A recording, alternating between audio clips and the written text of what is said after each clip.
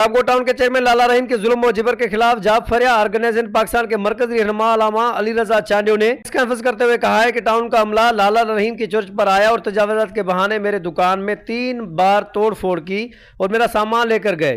अली रजा चांडियो ने इल्जाम आयद किया कि टाउन चेयरमैन लाला रहीम ने मेन रोडों पर नाजायज ठेले और पथार लगाने की इजाजत दे दी है, जहां से टाउन का अमला हर माह भत्ता वसूल करता है।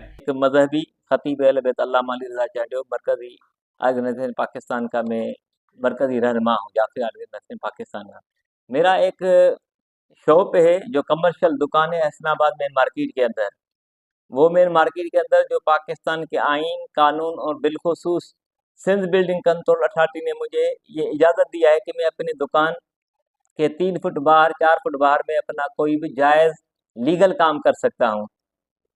वहाँ पे ये हुआ कि कुछ टाइम पहले मेरे पास भत्ते की पर्चियाँ आना शुरू हो गई अपना टाउन चेयरमैन की तरफ से 80-80 हज़ार रुपये की भत्ते की पर्चियाँ न दाने की वजह से इन्होंने एक बार मेरे ऊपर केस भी कर दिया, मुझे कोर्ट में बुलाया।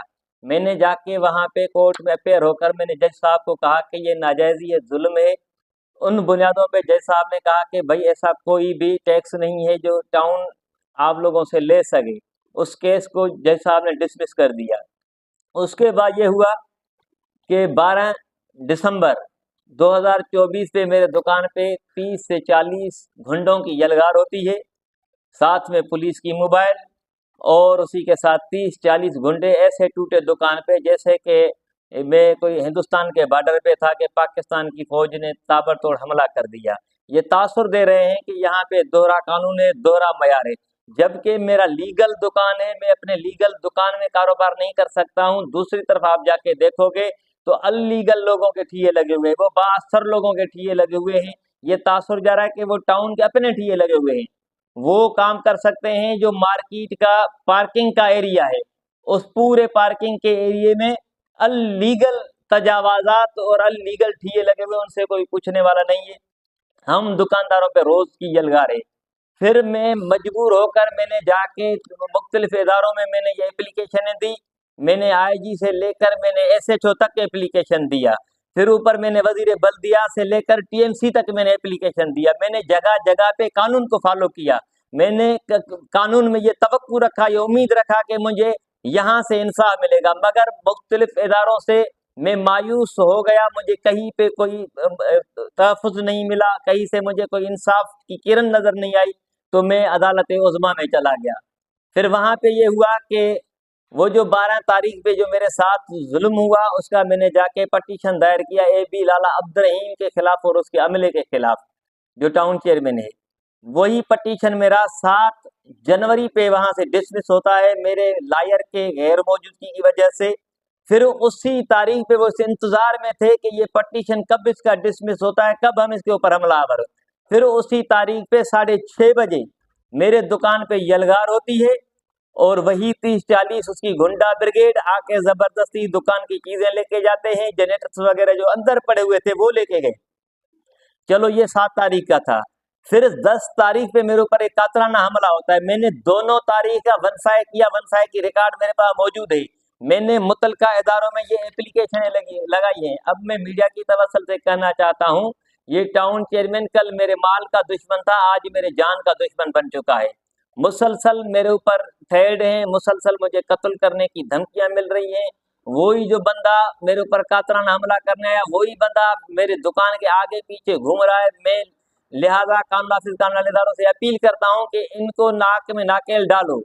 ये यहाँ पे बड़ी साजिश कर रहे हैं, यानी कि या मुझे कत्ल कर देंगे या मेरे एम्प्लॉइज को कत्ल कर देंगे या मेरे बच्चों को नुकसान पहुंचाएंगे।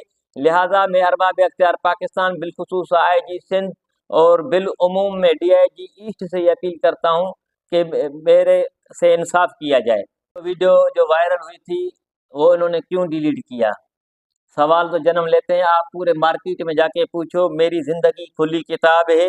मैं एक मजहबी, एक समाजी, एक सोशल रहनुमा हूँ। मैं आप वीडियो की तवस्सुल से या मीडिया की तवस्सुल से मैं भत्ते लेने और भत्ते देने वालों पर मैं लानत भेजता हूँ। दुकान पे यलगार हुई है, वहां से डकैती हुई है, हालांकि एक हिरासमेंट हुई है। यहाँ पे एटीसी की एफआईआर बनती है। ये एटीसी की एफआईआर क्या है, यानी कि जो दहशतगर्दी करेंगे 30-40 अफराद मिलकर कहीं पे हमला करें तो वो एटीसी में आती है। उनके खिलाफ एंटी टेररिज्म कोर्ट में केस चलते हैं। अब मैं भी ये मीडिया की तवसल से मैं अपील कर रहा हूं उन अदालतों से, बिलखुसूस सीटीडी से मैं कह रहा हूं, जो सीटीडी यहाँ पे अमन के लिए काम कर रहा है, जो सीटीडी टेररिज्म को खत्म कर रहा है। अगर 30 बंदे सिविलियन लोग किसी दुकान पे जाएं, उसके ऊपर तो एटीसी का केस बनता है। अगर कुछ लोग अपने आप को कानूनी कहें, हम टाउन वाले हैं, वो 30-40 बंदे यलगार करें, आया ये कानून से बबरा हैं, ये कानून से बड़े हैं, इनके ऊपर एंटी टेररिज्म का केस नहीं बनता, इनके ऊपर एंटी टेररिज्म का केस बनता है। वो मैं इंशाल्लाह ताला ये मैं वहां पे लगाऊंगा एटीसी कोर्ट में भी इनके खिलाफ, क्योंकि ये दहशतगर्दी में आ रहा है। मुहज्जम माशरों में ये होता है, अगर कहीं पे टाउन का कोई कानून इम्प्लीमेंट होता है तो उसके पहले वो लिखत रिटन में वहां पे नोटिस देते हैं, एक नोटिस, दूसरा, तीसरे नोटिस के बाद भी ये कुछ नहीं कर सकते हैं। फिर इंक्रोचमेंट की जो पुलिस है, एक इदारा है इंक्रोचमेंट का, कराची में मौजूद है, वो उसी को खत लिखते हैं। फिर इंक्रोचमेंट खुद आती है, वो उन चीजों को हटाती है जो गैर कानूनी, गैर आईनी या गैर इखलाकी हो। इन्होंने न तो कोई हमें नोटिस दिया है, न इन्होंने कुछ दिया। ये जबानी बस करके चले जाएंगे कि ये मुगल आजम की बादशाही है, कि ये लाला यहाँ का बादशाह है, यहाँ का हाकिम है, कि जबानी कहे तो बस हो जाएगा। भाई कानून सबके लिए यकसा होना चाहिए। आज तक मैं इन पन्नों के जरिए, पेपर्स के जरिए लड़ रहा हूँ, कोर्टों में जा रहा हूँ विद पेपर जा रहा हूँ, थानों में जा रहा हूँ विद पेपर जा रहा हूँ, मैं जबानी तो कुछ नहीं कह रहा। इसी तरीके से कानून का ये टाउन भी पाबंद है कि वो जिसके पास भी जाए, चाहे ठेले वाला हो, रेढ़े वाला हो, कोई गैर कानूनी बैठा हुआ है, जाके इखलाकी तौर पे उसको नोटिस दे दें। कल उनके नोटिस को, ताकि अगर कोई बंदा जिसके साथ जुल्म ज्यादती हो रहा है, उस नोटिस को अदालतों में जाके चैलेंज करे, उन इदारों में जाके चैलेंज करें जिन इदारों के ये मातहत चल रहे हैं। कहा कि पीपुल्स पार्टी की मरकजी क़यादत मेरे कराची, मुर्जा वहाब और दीगर अहदेदारान मेरे साथ होने वाली नाइंसाफी का नोटिस लें और मुझे इंसाफ फराहम करें।